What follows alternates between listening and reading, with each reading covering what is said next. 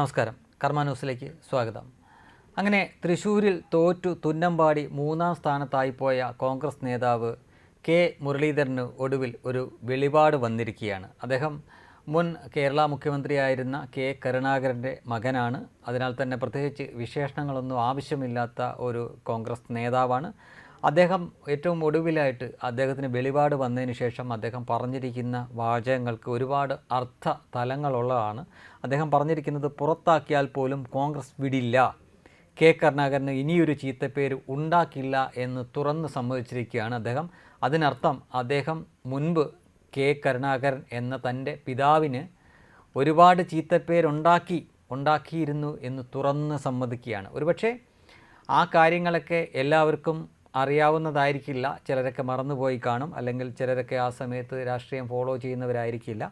ഏതാനും വർഷങ്ങൾക്ക് മുമ്പ് അദ്ദേഹത്തിൻ്റെ കൂടെ ഒരുപാട് അണികളും MLA-മാരും ഒക്കെ ഉണ്ട് എന്ന് തെറ്റിദ്ധരിച്ചുകൊണ്ട് അദ്ദേഹവും അദ്ദേഹത്തിൻ്റെ പിതാവിനെ പറഞ്ഞ് അദ്ദേഹത്തിൻ്റെ വഴിക്കാക്കിയതിന് ശേഷം കോൺഗ്രസിനെ പിളർത്തിക്കൊണ്ട് ആദ്യം അദ്ദേഹം DIC എന്ന് പറഞ്ഞൊരു പാർട്ടി ഉണ്ടാക്കി. ഡെമോക്രാറ്റിക് ഇന്ദിരാ കോൺഗ്രസ് എന്നായിരുന്നു ആ പാർട്ടിയുടെ പേര്. ആ പാർട്ടിയിൽ ഏതാനും MLA-മാരൊക്കെ ഉണ്ടായിരുന്നു എന്ന് തുടക്കത്തിൽ അവകാശപ്പെട്ടു. അതിനുശേഷം അദ്ദേഹം ആദ്യമായിട്ട് മത്സരിച്ച നിയമസഭാ തെരഞ്ഞെടുപ്പിൽ അതിദയനീയമായ രീതിയിൽ അവർ പരാജയപ്പെടുകയുണ്ടായി. ആകെ ഒരാളോ മറ്റോ എന്തോ ആണ് ജയിച്ചത്. അത് തോമസ് ചാണ്ടി എന്ന വ്യക്തിയായിരുന്നു.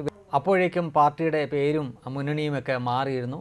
ഒടുവിൽ അത് NCP-യിലേക്ക് ലയിക്കുന്ന ഒരു തലത്തിലേക്കൊക്കെ എത്തി. പക്ഷേ അപ്പോഴേക്കും അദ്ദേഹത്തിന് മനസ്സിലായി ഈ കളി ശരിയാവില്ല, അപ്പോൾ കോൺഗ്രസ്സിലായിരുന്നു ഭേദമെന്ന് മനസ്സിലായി. പക്ഷേ അദ്ദേഹത്തിന് മുമ്പ് തന്നെ അദ്ദേഹത്തിൻ്റെ പിതാവ് കോൺഗ്രസ്സിലേക്ക് തിരിച്ചുപോയി. അദ്ദേഹം വളരെ സീനിയറായതിനാൽ അദ്ദേഹത്തിനെ തിരിച്ച് സ്വീകരിക്കാൻ കോൺഗ്രസ്സിന് ബുദ്ധിമുട്ടുണ്ടായിരുന്നില്ല. പക്ഷേ അദ്ദേഹം മരിക്കുന്ന സമയം വരെ, അതായത് കെ കരുണാകരൻ എന്ന അതികായകനായ കേരള രാഷ്ട്രീയത്തിലെ കോൺഗ്രസ്സുകാരൻ മരിക്കുന്ന സമയം വരെ അദ്ദേഹത്തിൻ്റെ പുത്രനായ കെ മുരളീധരനെ കോൺഗ്രസ്സിലേക്ക് തിരിച്ചെടുത്തില്ല എന്നതും ഒരു യാഥാർത്ഥ്യമാണ്.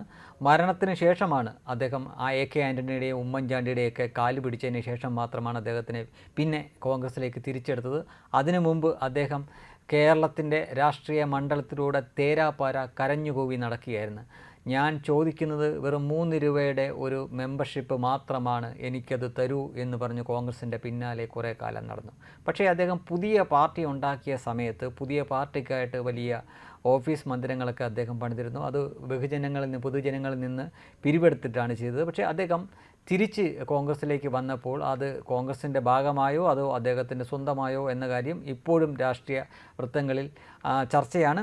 ഒരുപക്ഷെ അദ്ദേഹത്തിൻ്റെ സ്വന്തമായിരിക്കാം, അറിയില്ല.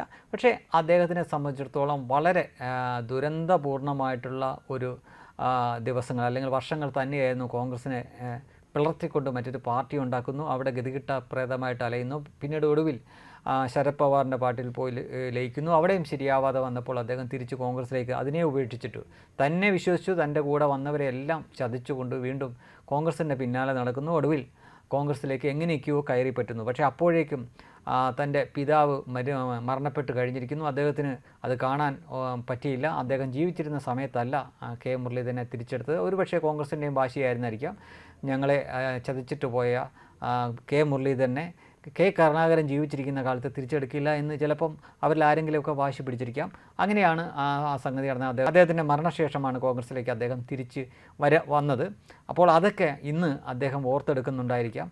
തൻ്റെ പിതാവ് എത്രമാത്രം അപമാനിതനായി അല്ലെങ്കിൽ എത്രമാത്രം സങ്കടത്തോടെ വിഷമത്തോടെ ആവാം മരിച്ചിട്ടുണ്ടാവുക എന്ന തിരിച്ചറിവ് കെ മുരളീധരന് വന്നിരിക്കുന്നു. അതിനാലാവാം എന്നെ കോൺഗ്രസ് പാർട്ടി പുറത്താക്കിയാലും ഞാൻ കോൺഗ്രസ് വിടില്ല എന്ന് പറയുകയും കെ കരുണാകരന് ഇനിയൊരു ചീത്തപ്പേര് കൂടി ഉണ്ടാക്കില്ല എന്ന് കെ മുരളീധരന് തുറന്നു സമ്മതിക്കേണ്ട ഒരു മാനസികാവസ്ഥയിലേക്ക് അദ്ദേഹം ഇറങ്ങി വന്നിരിക്കുന്നത്.